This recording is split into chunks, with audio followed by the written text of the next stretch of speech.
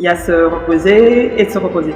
Donc c'est de dire que prendre le temps de faire ce qu'on aime, manger, sortir tant que c'est sain, tant qu'on a la paix dans ce qu'on est en train de faire, tant qu'on n'est pas en train de subir, tant qu'on n'est pas en train de suivre sans envie, tant qu'on n'est pas dans une sorte de tautologie, imitation, c'est de faire ce qui fait plaisir, c'est de se faire plaisir.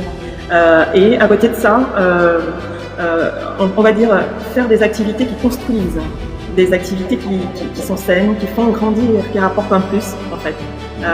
Donc moi, ce que moi je peux conseiller à ce jeune-là, c'est de regarder, puisque très tôt en fait, on sait déjà ce qu'on aime. Soit jouer au football, on a ça en nous en fait, soit jouer à un instrument de musique, soit peindre. Donc on a fondamentalement quelque chose au fond de nous que le Seigneur a déjà déposé. On sent et c'est ça qui nous fait du bien quand on est en période de vacances. Donc c'est déjà de faire ça.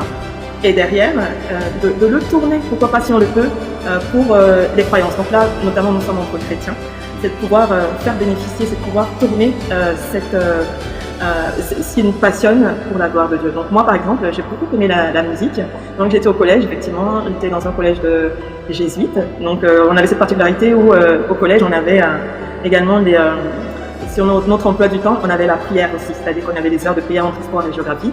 Ce qui fait que ça m'a inculqué des valeurs de mélanger les deux, toujours, c'est-à-dire le côté pratique, le côté spirituel, les deux étaient toujours mélangés. Et ce qui fait que là, j'aimais beaucoup chanter. Ce qui fait que j'ai développé le chant, j'ai été directement dans les mercredis par exemple, j'avais la fanfare, en fait on avait beaucoup d'instruments, ils m'ont même donné ils ont mis en place un cours de chant pour moi spécifiquement. C'était moi le solo qui avait le micro et je chantais, et non pas que c'était des chants religieux, non loin de là, je me laissais chanter ce que j'aimais et je chantais avec tout mon cœur.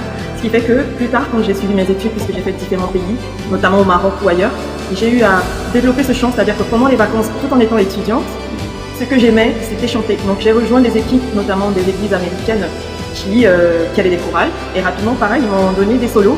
Et j'ai fait des duos, j'ai même fait des concerts. Et je me suis retrouvée à chanter devant la grande sœur du roi du Maroc, dans une fête privée à Rabat, en train de chanter pour le Seigneur, alors qu'eux, ils sont musulmans de base, tout en étant étudiante. Donc je veux dire que j'étais en train de me reposer, tout en me faisant plaisir. Mais je servais aussi la cause de Dieu. Je servais aussi les valeurs du royaume. Et à côté, j'étais en train de préparer ma rentrée scolaire. Donc, c'est d'arriver à cumuler tout ça avec une relation qu'on développe dans le secret avec le Seigneur. On n'a pas besoin d'être un grand croyant ou d'avoir des grandes prières, mais c'est quelque chose qui est dans le cœur, qui est sain, qui est simple et qui est véritable.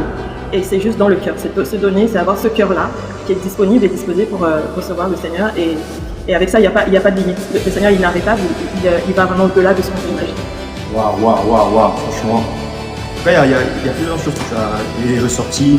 En fait, j'étais en train de parler de royaume, de parler de prière, de fait en fait d'être intime avec Dieu.